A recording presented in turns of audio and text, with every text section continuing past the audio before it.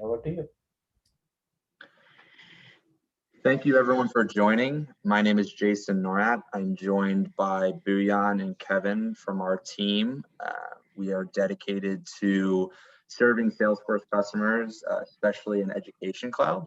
And we hope everyone from administrators to individuals new to the Salesforce platform will be able to benefit from our presentation today, where we'll go through a variety of things, including a demo, best practices, and a few other helpful hints and tools that we've picked up throughout the years of our implementation. And we want to thank Amit from Apex Hours for having us today. So a little bit about myself. My name is Jason Norat, as I already mentioned. I'm a consultant at Eigen. I'm a Salesforce certified administrator. And if anyone has any questions or wants to get in contact with me, feel free to connect with me on LinkedIn, but the majority of my experience comes in higher education for Salesforce, with implementations spanning from the West Coast all the way to the East Coast, with community colleges all the way through to universities in Ivy League, so forth. So kind of all over the place for higher education.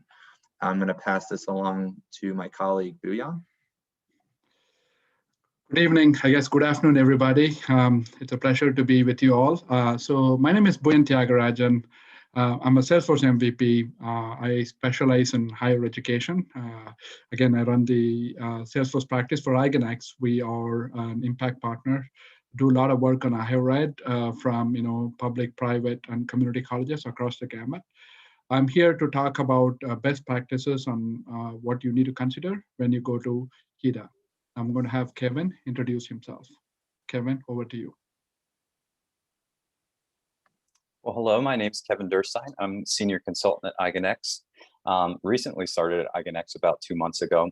I'm a Salesforce certified professional and have over 6 years of experience working with higher ed institutions across the country, implementing EDA and also other managed packages and solutions such as TargetX and many others. Feel free to connect with me as well on LinkedIn.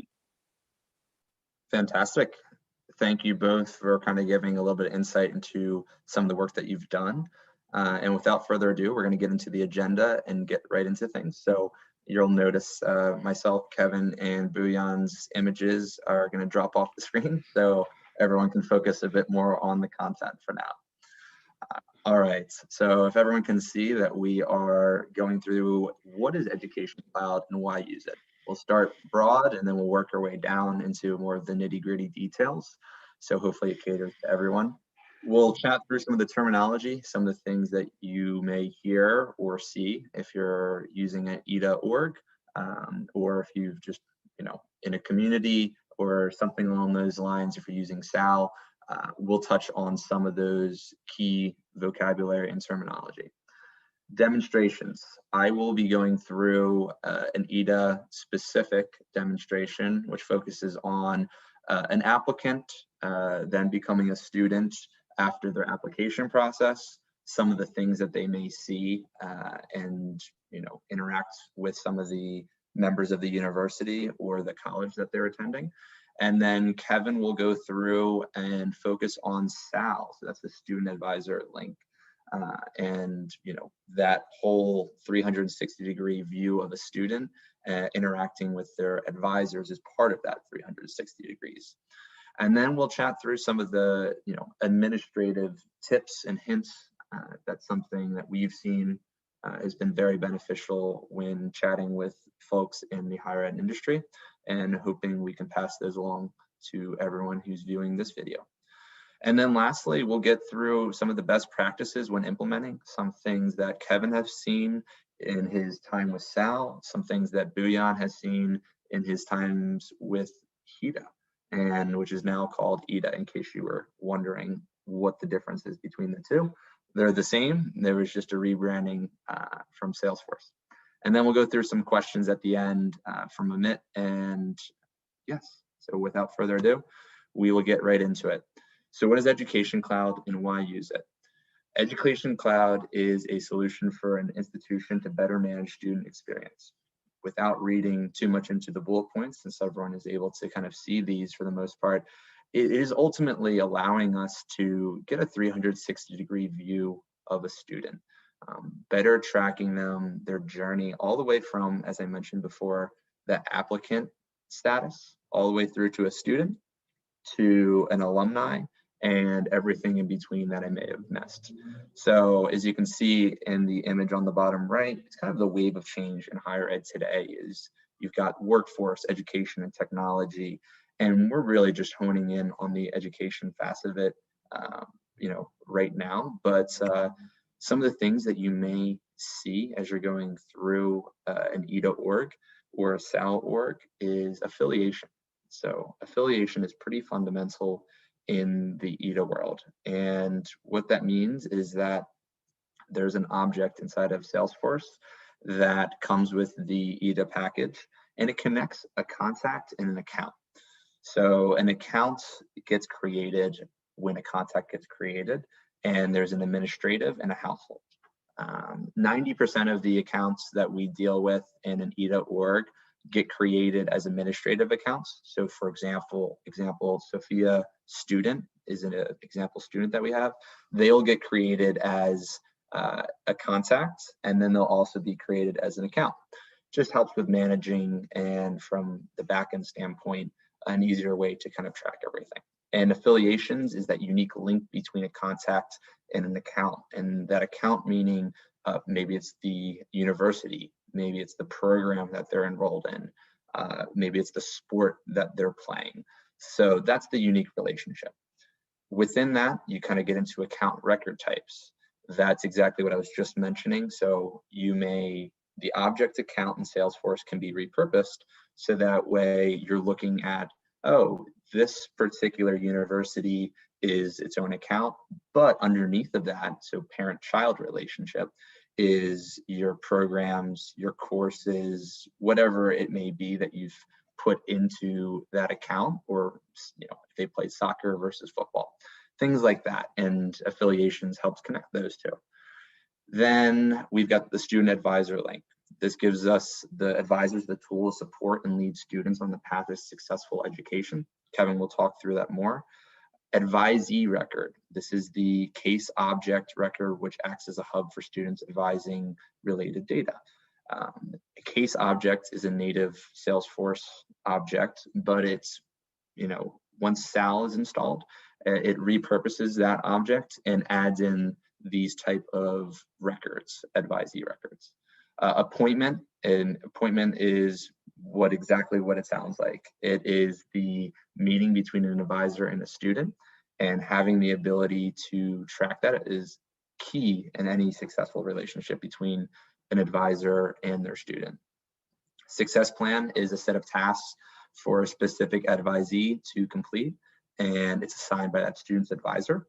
The success plan template can be repurposed in the reusable series of tasks to assign to these advisees.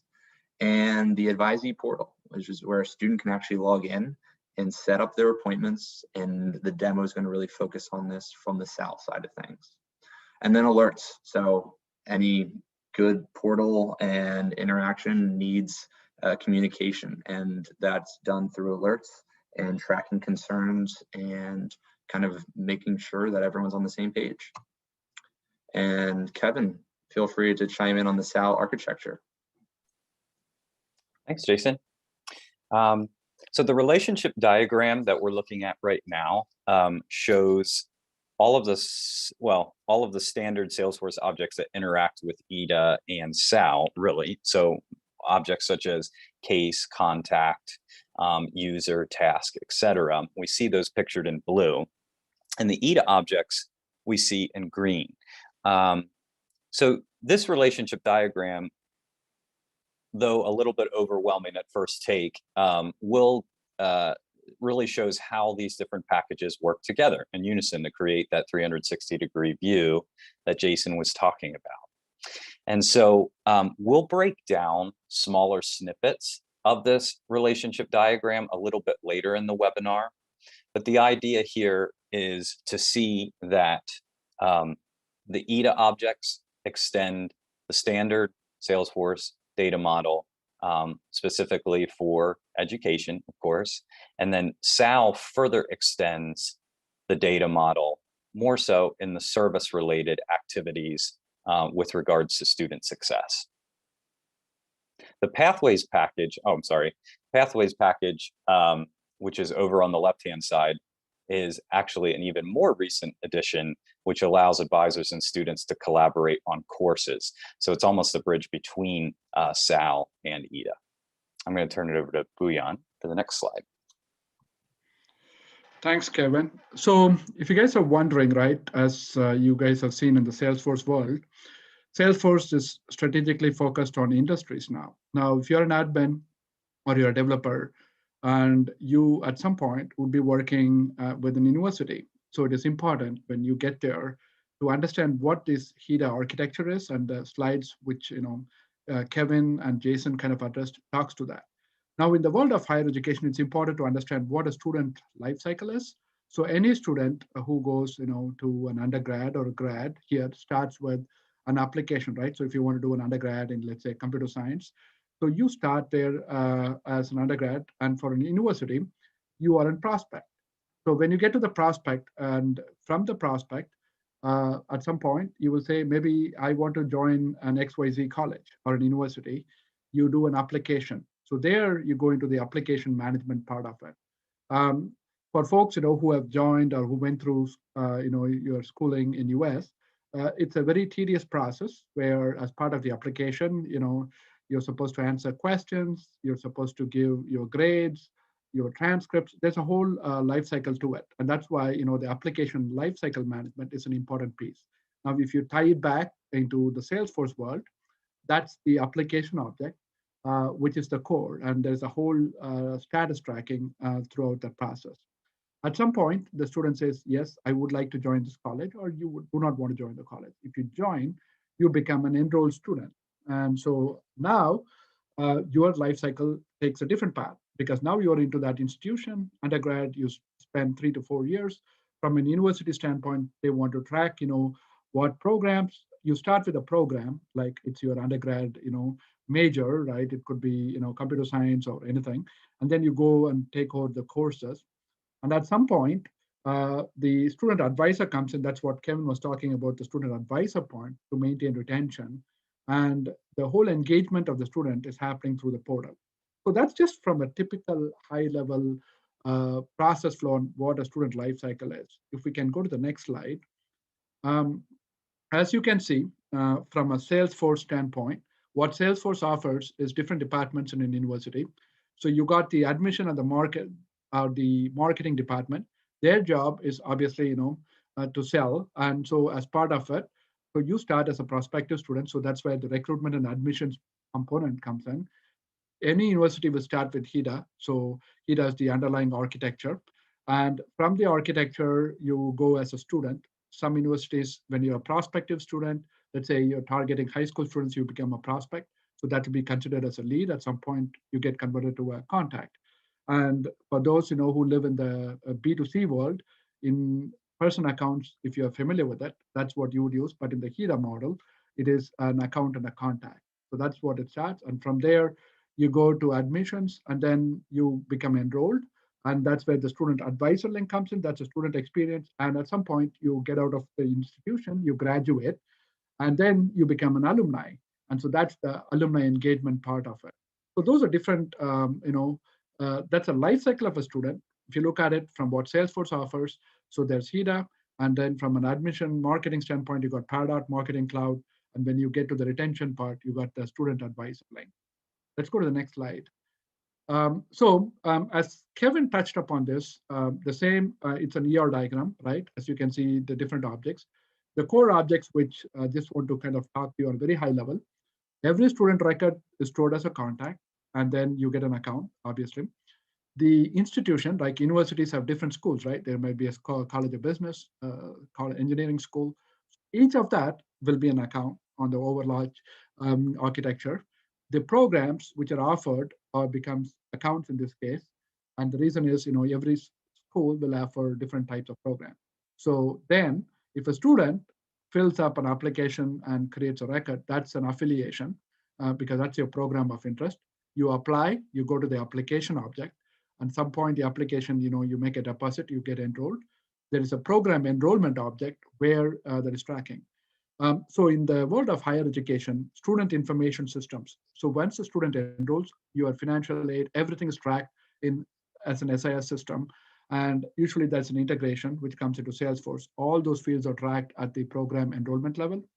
And then sometimes students will take one-off course. So that is a course object and a course offering and a course connection. So those objects tie in if you are an individual student who are interested in a course. And then on a very other level, because students apply for terms, it could be a spring semester, fall semester, those are terms. So those are just very high level objects you need to understand from a HIDA architecture standpoint. If you can go to the next slide, and then I will have Jason kind of talk about from a demo standpoint. Go ahead, Jason. Yeah, fantastic. So thank you, Kevin and Buyan, for kind of lending your insight for the ER diagram, as well as some of the functionality of SAL as well. So what we're going to do now is we're going to go through a scenario, myself as an applicant, and I'll be Sophia's student. So I will try to put on the hat of Sophia as the applicant and the student, as well as kind of chat through what is actually going on. So hopefully that is clear for everyone. And then Kevin will be doing the same, but we will do a brief switch over to his view for Sal. So with that said, what I'm going to do now is kind of take a look as this is an RFI form that we would have for an individual who's looking to get a bit of interest about a university. So we've got some fictitious information in here right now, but ultimately we've got the Apex Hours University, and inside of Salesforce, I believe that goes to Arizona is the school of choice. And we've got Sophia's student. So she's, entered that basic information, and then I'm able to kind of switch into the view of what's actually going on inside of Salesforce right now.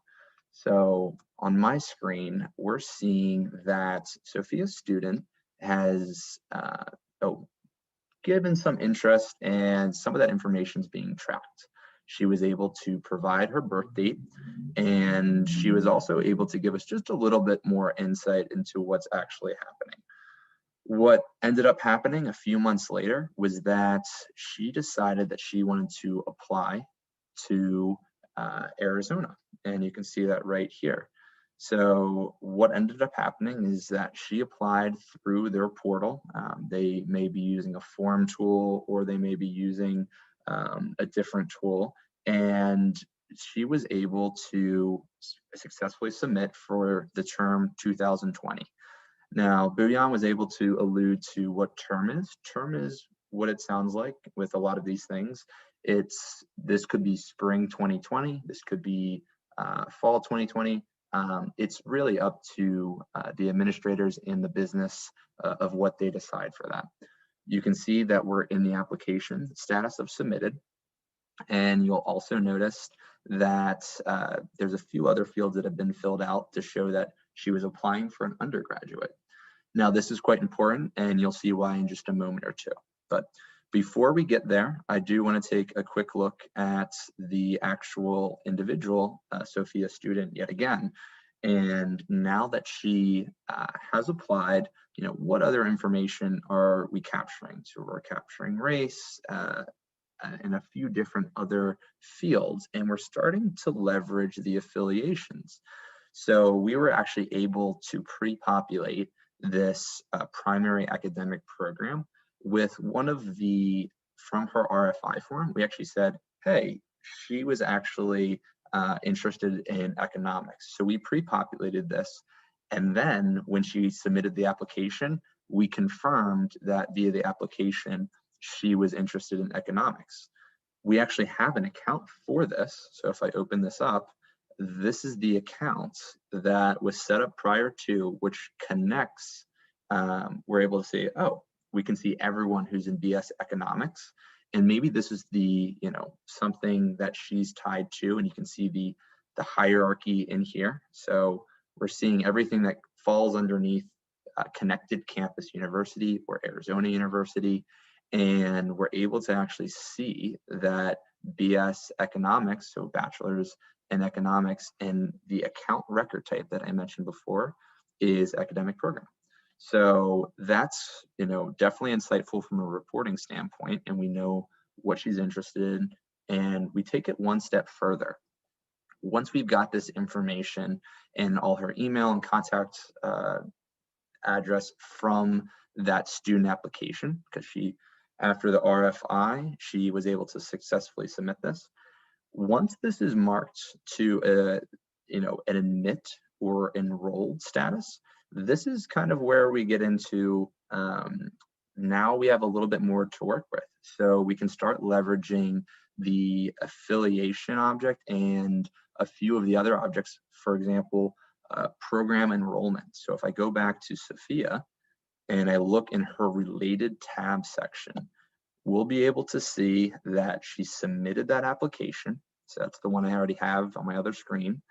We even get to see the courses that she is now going to be enrolled in going forward. Her affiliated accounts, as we already mentioned, BS in economics, but like I said, she may be in a few different other things as well. So she's connected to the university, she's connected to the BS in economics, and we can add to that. If she joins a sports team or something else, we can do that. We've got her address, and here's that program enrollment that I was mentioning. So if I click on this BS economics, you'll see I'm brought to that same record that I was for the affiliation. So this is it's like a junction object connecting contact and account objects. And it's really gonna let us allow us to see the association between the student and more than one academic program, because naturally they may be in multiple. And as I go through and I look at the course connection as well, we can see that she's now in an actual course that's called Chem 1020, and she's in section 9. Now, depending on the integration that is set up for this particular Salesforce organization, maybe she's connected to, this is connected to a Blackboard or a different tool out there, and we can actually pull in her grade as well. So it's a one-stop shop, and then if there's a portal for students to see, they could see all of this as well. Otherwise, this is something as an administrator, advisor, whoever from the university is using it, this is just critical information to kind of work through. And ultimately what this has left us with is a relatively clean contact record where I'm then able to take it to the next step. And that's where Kevin's going to help out with Sal. And it's going to just allow us to kind of, see what's her life like as a student, and how she's dealing with her advisor and how she's getting through her day-to-day. And you get a little glimpse of that on the right-hand side of the screen, where you can kind of see, call professor, meet with a student abroad advisor, and so forth. So I'm going to stop sharing my screen momentarily, and we're going to let Kevin kind of give us some insight.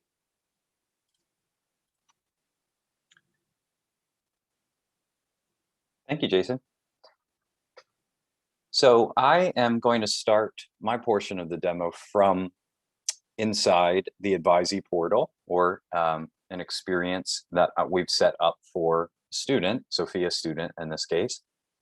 If you're just getting familiar with SAL, I encourage you to check out the SAL documentation on the Power of Us Hub, where they have some information about the Express setup. The Express setup will give you out of the box pretty much a full setup for SAL, provided you are or at least inquiring or purchasing SAL.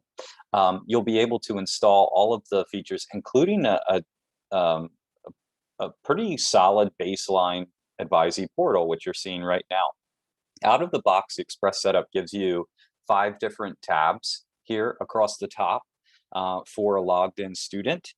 And this would be home, where you have the My Agenda component that you can put on the home page. You could, of course, put other components that are available through experience or custom components that you build.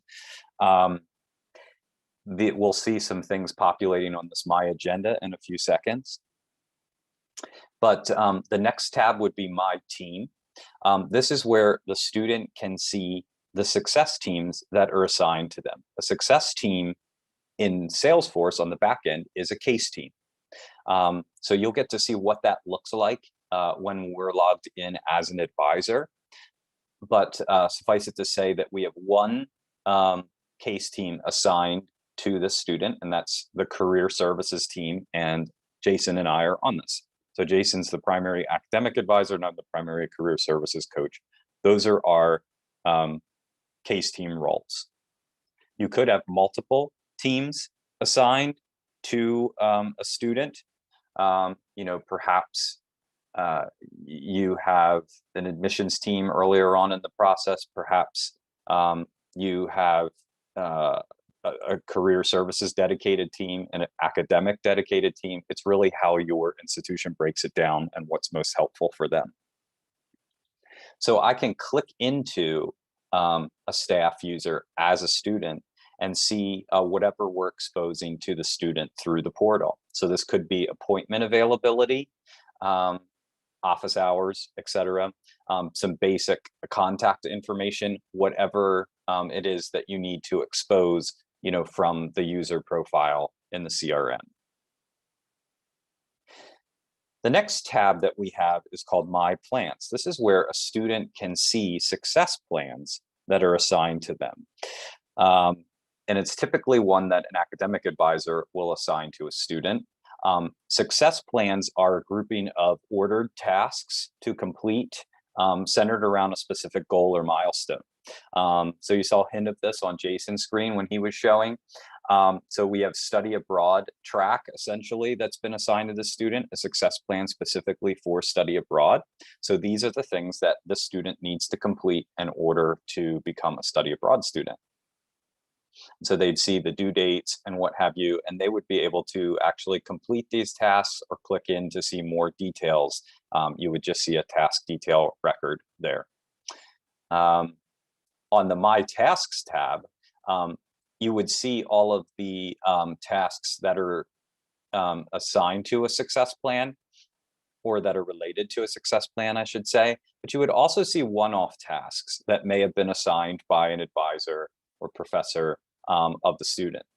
And so we see one that has been assigned to the student to meet with the advisor on the 12th or by the 12th.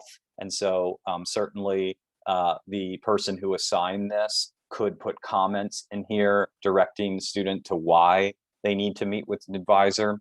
And then the student would go ahead and try to complete this task. So that takes us to our next tab, which is scheduling an appointment. So this is one of the main features of SAL, and that is the ability for students to schedule one-on-one appointments with advisors. There's a great sort of appointment scheduling tool that comes packaged with SAL, so you don't have to build your own or develop your own components. You get some great functionality sort of right out of the box. So it allows you to either sort by topics or just click into one of the staff members that's on your success team. So since Jason and I are on Sophia's success team in various case team roles, she has the ability to go ahead and click in and schedule an appointment. So if she clicks in to one of the staff members, she can then pick one of the topics that that staff member allows students to request appointments for under their availability. You'll see what that looks like when we're signed in as an advisor. But right now, I'm not quite sure why I need to meet with this advisor, but I'll just set up some time here, and I need to do it by the 12th. So I'm going to do it on the 12th, and we can do this in person. And so that's actually been scheduled. Sophia can manage this appointment from here, add comments for the professor to see, or the advisor to see in this case, or reschedule, cancel. If I go back to the home page here. Oops, when did I schedule this for? On the 12th, I can see that this appointment has been scheduled. So with that, I'm going to jump over into Salesforce so that we can see what it looks like from an advisor's point of view. So I'm in the Advisor Link app, which is a console app which allows you to multitask and have multiple records open at the same time. Gives you some great views. Sal does give you some great lightning pages and components right out of the box, so not much configuration needs to be done in order to get to sort of see what you can work with. Then of course you can make customizations as necessary. In Sal, each student gets an advisee case that's assigned to their student. Everything related to that student's journey to through student success at their institution is centered around that case. So everything is really related to this advisee record case. The advisee record is a record type for cases, and you would only have one open for a student at a time, so that you can sort of relate all of these other different pieces from Sal and some from Ida and see them all from one place. It's really how you build that 360 degree view. You can see I don't really have case details exposed here because that's not really the important part. The important thing is all of the different components of Sal and Ida that are related to this case record. So I can see from this view the success plans that are assigned to a student. So I can see that study abroad success plan. I could manage that, see how many open tasks are remaining, the status of those tasks, what have you. I could even add new tasks to that success plan. That's one of the pieces that we can see from the advisee case record. I can take notes as an advisor. One of the models that we've seen is for each staff member to sort of have a running notepad so that there aren't tons of records building up underneath each case advisee record. But you could certainly do a new note for each topic. You can create tasks. And so you can see here is the task that I assigned Sophia to meet with an advisor. And then the reason for that appointment was because of this alert. And so under alerts, this allows, from an internal perspective, staff members to indicate when there is a concern regarding a particular student. This could be automated based on the data that you integrate with your CRM.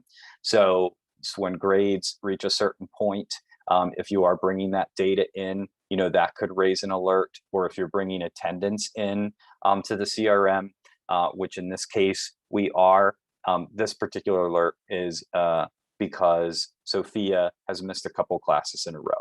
So that would be why I might have gone ahead and assigned her a task to meet with an advisor. And then also check in with the professor, maybe have Jason do that since he's on the academic side. So we can deal with tasks, alerts. We can see the upcoming appointments and past appointments. You see the one that she just scheduled with Jason, and I can see, okay, so that's working out as far as that alert, and then maybe I would double back to that alert and go ahead and close that if it feels appropriate. Success teams, as we mentioned, this is where we can add and remove teams, success plans, notes, and then all related activities. The rest of these related lists are actually more so related to the contact, but you can do really any related list that also relates to the contact you can include on this page. Again, this page right here comes out of the box with the Express setup with Sal. And so it's a great way to sort of see what you're working with Sal. Last thing I'm going to show here from an advisor perspective is this really cool widget here on the utility bar called the Appointment Manager. Again, not something you would need to custom develop. This is packaged for you with Sal. It allows you to see your availability, manage your availability from this Edit Appointment Availability section. As an advisor, they can set their notification preferences, the topics that they're available for, some cool features like making sure there's buffer time in between appointments so that you're not rushing from one to the other, and to make sure that a student can't sign up 10 minutes before they want to meet with you, if it's not a walk-up situation. So you can manage your availability there. You can also, if a student does happen to show up at your office and you have walk-in times, you could log that appointment. Or if you're scheduling an appointment for the future, you could do that as well and relate it directly to the student, and then it would show right up here on the advisee case record. So Jason, what do you think? So for my side of things, I mean, I hope and I fully expect that everyone viewing this presentation probably has a better idea of SAL than when they started. So thanks for the insight, Kevin. And from what I'm thinking, I'm putting on my administrator cap right now is, and for anyone else out there who's on the admin side of things, is what permission sets might be like associated with SAL that we should know about? Yeah, so it's permissions are definitely something you want to think about as you're implementing SAL. And I'll just take a peek here in the setup menu. This will excite any of the admins that are watching this video. I'm not going to go into Object Manager. Not quite sure why I did that. I'm going to go into permission sets.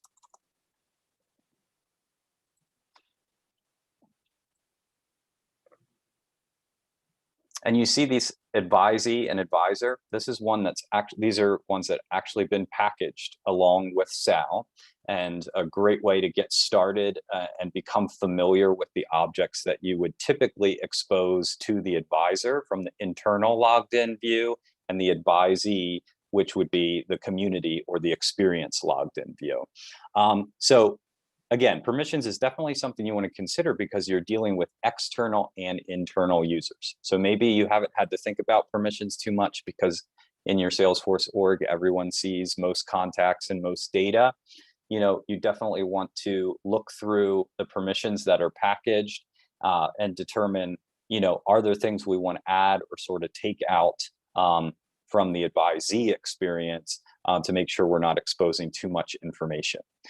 One of the things that we didn't see in the advisee portal that you can certainly do is expose course connections and pathways, and so the student can interact with the courses that they're signed up with a bit more than we saw in that previous demo. Perfect. That answers all my questions, and especially related to the permissioning side of things. My other questions kind of start with, are there any triggers or custom settings that might be related to SAL that someone as an administrator should know about? Yeah.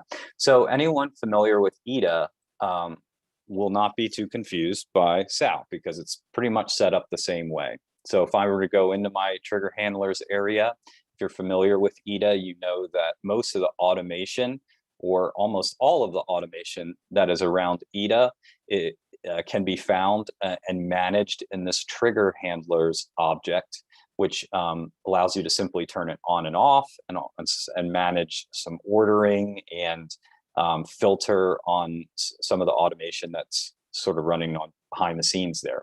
This is not something that staff members would see. It'd be more something that an admin would be working with. But the reason why I brought you here is you can see this Salesforce advisor link prefix on these triggers here. This would be the automation relating to SAL. So one good example that I'll give you that's a trigger handler. Remember how I said that there is one open advisee record type case per contact? There is a trigger in here that comes packaged that makes sure that there is only one. So if you were to try to open another one for a student, case validation, I believe, is this one. If you were to try to open another one, it would say that there's already one open. Fantastic. And then on the other side of things, is there any specific licenses that are associated with SAL that maybe someone who's listening on this call who's more on the decision-making side of things would encounter? Yeah, so there's definitely a cost as far as for the SAL package itself. But when you're thinking in terms of what's this going to cost for our institution, one of the other things that you'll need to consider is the community user or the experience user licenses. And so the model that typically is used with SAL, because you're dealing with a lot of different custom objects and the student needs to see cases and work with lots of different managed components, they actually do have the customer community plus licenses, so not the bare minimum login ones. You would actually have the plus or plus login. Gotcha. That makes total sense. And I think the last thing, if before I take off my administrator cap, is a mobile view versus the desktop view. That comes up quite a bit, especially in the world of higher education, just because so many of the students and applicants are using their mobile phones and different size screens and so forth. I'm just curious to know is how SAL, and for that matter, EDA may hold up for both views. Yeah, so the answer is great. So the components that we see and that are packaged for the advisee portal, as well as internally here, such as appointment manager and the different record pages that have been configured, they've all been built to include the latest and greatest sort of lightning functionality. Renders, great whether you're looking on a desktop or on mobile. So I'll give you an example. Recently, with most meetings happening virtually rather than in person, Salesforce also added the ability to pretty much, one-click join a virtual meeting from your appointment record, whether you're in the advisee portal or on this side. So as long as the advisor sets up that Zoom information correctly with the passcode and what have you, the student with one or two clicks from their cell phone can jump right into the meeting. So not only is it look great, it's also user-friendly and helpful. Perfect. I think ultimately we could probably get right into best practices. And I know you and Booyan have some advice for everyone who's listening on this call. Yeah. So when thinking in terms of best practices and integration, I promised that we would get into some of the smaller snippets of the entity relationships when thinking in terms of EDA and SAL. And so when Jason was demoing the account, we saw the account hierarchy that he referred to. And it's really important that you not only select the correct account model when you're setting up EDA, so the administrative versus the household account. Administrative is what we're showing here, where you have a one-to-one relationship between students and accounts. It's not only important you get that established, you also want to make sure that your institutional account hierarchy is set up correctly, because this is what really allows you to get that 360-degree view, not only of your institution, but of the student and everything that they're affiliated with. So when we talk about the hierarchy, we're thinking the educational institution at the top. So Connected Campus University was the example that we saw as an educational institution record type. The terms and academic period sort of sit under that with a master detail relationship, so that we can roll up any statistics from that object. Under that, we would have all of the departments of the institution, and that's where the courses live. So if you have a business department, you have all of the business courses underneath that department. And then you can roll up the information from the courses to the department, because you have that master detail relationship there as well to the account. And then you would also have your programs that relate, and that's under your department. And so that's where a student can have an interest in a program, or they can actually even enroll in a program. And so the whole point of this is, the account model is really key in EDA, but not only just for that administrative versus household, but also in that hierarchy that you're setting up for your institution. Next thing I wanted to mention was success plans. when we think about success plans in SAL, success plans allow advisors to assign that ordered series of tasks to the student. Tasks are grouped, towards a specific goal. We saw the study abroad example in the demo, and so they have an ordered series of tasks they need to complete, each by a certain date. The student can complete them themselves. The advisor could complete them for the student, whichever is appropriate for your institution. But the thing here to know about success plans is that you can set up templates and tasks associated with those templates, so that when you assign a success plan to a student, and then that shows up in the portal, all of those tasks from the template essentially get cloned and added to that success plan. A success plan is what relates to the student, and the tasks that are under that success plan are what the tasks that the student actually sees, but the templates are what allow you to quickly generate those success plans. I think I actually missed one slide, which we'll go back to right now. And the last thing I want to talk about is the advisee case record. So we saw that one case for Sophia where I, as a logged in advisor, could see pretty much everything that relates to the student. You can see that the advisee case record is really the center of the universe. All of the advising related data ties back to the advisee case. And so the advisee record, again, is a record type on the case object, and you can only have one of those open per student. The only other thing I wanted to mention here is that you can have tasks assigned to a student, and when you want the student to see them, they would be assigned to the user student, right? The logged in user in the advisee portal.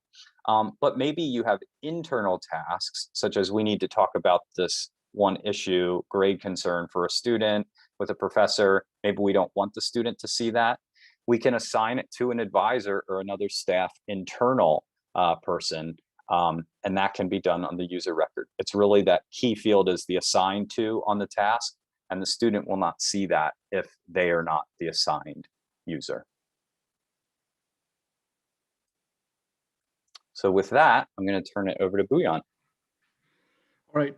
Thank you, Kevin and Jason, for the demo. So in a nutshell, right, so we talked about how HEDA or EDA and SAL kind of fit into the world of higher ed, right?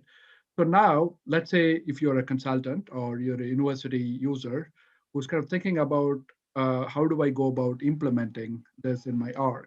So there are a couple of use cases to think about. So scenario one, you might be having a Salesforce org already in place.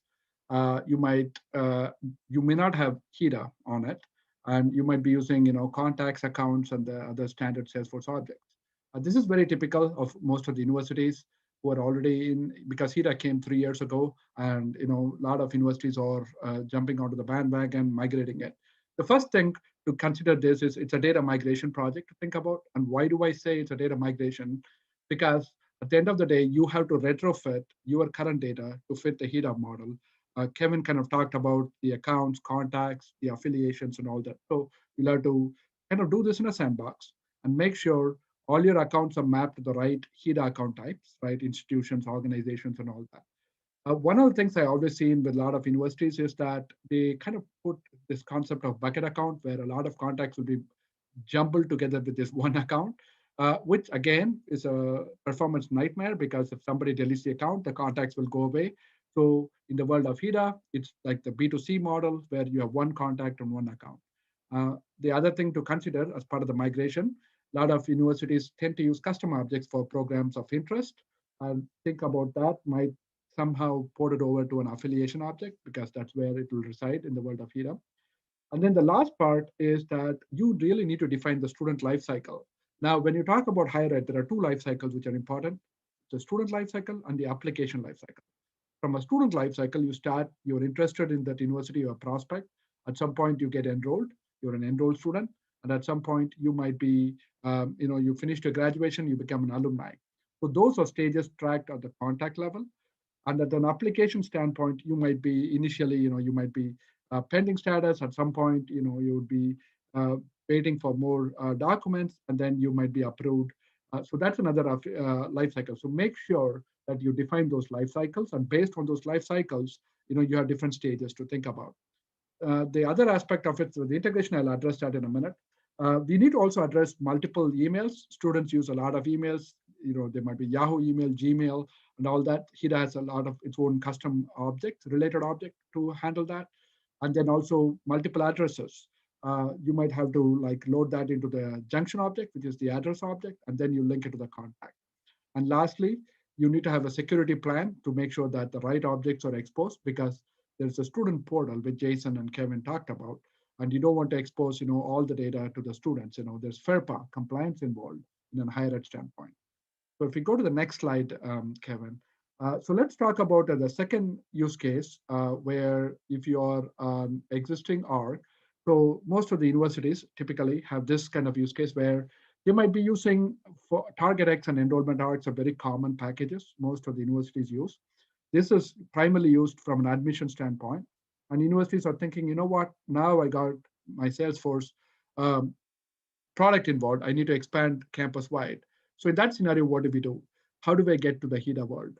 So the first thing is to contact the vendors. Obviously, these two, TargetX and Enrollment RX, are HIDA compliant, but you need to work through their documentation, which would be involving a little bit of a configuration.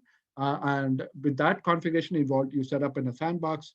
And once the configuration is in place, TargetX and Enrollment RX will populate the HIDA objects like affiliations and the relationships and all those objects. One of the things to consider, there could be possibilities of duplicate objects like programs of interest, an application object. I mean, the TargetX, Enrollment RX are using application objects. They won't. HIDA has its own application object. The question is, why do I care? But here is the key. At some point down the line, you want to kind of look at maybe Salesforce as your admission engine. And very recently, Salesforce has come up with an Admission Connect product, which is interesting. So if you want to kind of leverage that, what we need to do is build an automation so that whenever the TargetX or Enrollment RX application object is updated, the HIDA application is also synced up. The other last piece is the existing triggers, which are part of the managed package in this TargetX and Enrollment RX, will need to be following a TDTM, which is the architecture which HIDA follows. And so you might make sure that you are in compliant with that. So let's go to the next slide. So those are the third use case would be, what if I want to start new? So I'm an university and I want to start brand new with a HIDA implementation. How do I do that? Again, the same thought process. You might have a CRM already, or you may not have a CRM. So if you have an existing CRM, make sure you have your data out. Data quality you need to manage. But as part of the data strategy, data migration strategy, you need to have a data mapping, deduping, and synchronization strategy. So for your contacts, for your program of enrollment, for all the programs I'm interested in, when you load it in Salesforce, you're going to get the Salesforce IDs, but you make sure you use your own external IDs from your other system so that you can manage the deduping part very easily. And then you also have to follow a very linear data loading sequence. You start from the top, the accounts, which are the universities, the programs, then to the contacts, then to the affiliations, then to program enrollment, and then course and other objects. So it's important that the sequence of data loading is followed there. And the other part of it is also that you also update the right account types, and the contacts could be reloaded with the administrative account, which basically means you need to update the account and then you have to do the contact. If you have the HIDA triggers, the TDTM triggers enabled, as soon as you load the contact, it automatically creates an account. So that piece may be automated for you. And you need to have a plan to address multiple addresses, because most of the CRMs will have junction tables, which will have addresses, and junction tables, which will have multiple emails. Beware that you need to load that into the HIDA objects to keep that in sync. And lastly, the lifecycle stage is an important thing to kind of track about. Let's go to the next slide. So now you have migrated to HIDA. Now what happens is from an integration standpoint. So that is a very important thing, because most of the universities at least have more like 3 to 5 systems. SIS system, if you're in the manufacturing world, it's like an ERP system. So that's a system which needs to be integrated. And on top of it, you would also have some applicant tracking systems, your financial systems, all of that come into play. One of the key things you need to think about is a record mastering strategy. So what I mean by that, is whenever you have student data, there's prospective students and enrolled students. So you need to identify which system would be the source of truth. So most of the scenarios, your prospective students would be from Salesforce because your marketing and everything lives there. Yeah, and so that will be the source system. And once a student gets enrolled, most of the data is handled in your SAS system. So having that strategy and having a strategy to handle conflicts. So what I mean by conflicts is there are scenarios when data can be migrated from different systems. Obviously, there'll be an ETL tool as part of it.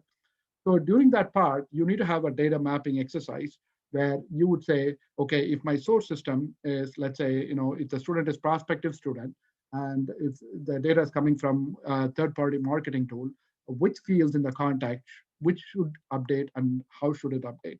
So defining that upfront will save a lot of time during integration. Otherwise, it's a painful process. Data becomes a junk data at that point. The other thing to think about is having audit fails to know who updated, because when you do integrations with ETL tools, you need to have something like a record creation. So which system created the record to which system most recently updated. It could be your SAS system, it could be your marketing automation tool, it could be anything else. And also have a field for incoming source. Whenever external systems come in, they will have a field called incoming source. They identify which system it is, and then based on your record mastering strategy, you could kind of handle that. And also have a logging for exceptions. Again, this is again another integration best practice. If there is any exceptions, we need to log it and for the IT team to take control of it. And there might be scenarios where you might end up with complicated rules because there are scenarios on when a student's email or address can be updated based on a stage or based on a specific program. If you get into those kind of weeds, most of the solutions are custom code, where you might have to end up writing a trigger on the contact level. And in that case, you have to follow HIDA compliant TDTM model, which is pretty cool in one way, because once you follow the model, you could control when your Apex class can run, your triggers can run. So that's the flexibility you get with that. And lastly, there would be a possibilities for, when you get to, bigger universities, they also use TargetX and Enrollment RX. So those systems, for example, a student on the applicant side can update his phone number. Well, if the student is already in your system as a contact, which one should you rely on? So that is the rule. And most of the time, if the student updates it, he might be the source system, and that might be the source of truth. But again, having audits on emails and phone numbers will be extremely helpful in terms of thinking about it. So again, it's just a quick overview from an implementation standpoint on different things to consider from an implementation as well as from an integration standpoint. You can get to the next slide. I think we are pretty much, if you can go to the next slide, Kevin, I think it's forward, yeah. So once again, I want to thank each and everybody, for your patience. And I think we give you a pretty good overview of what HIDA looks like and from an implementation standpoint. Thank you very much. Thanks, everyone. Any questions, Amit, that Bhuyan, Kevin, or myself could answer?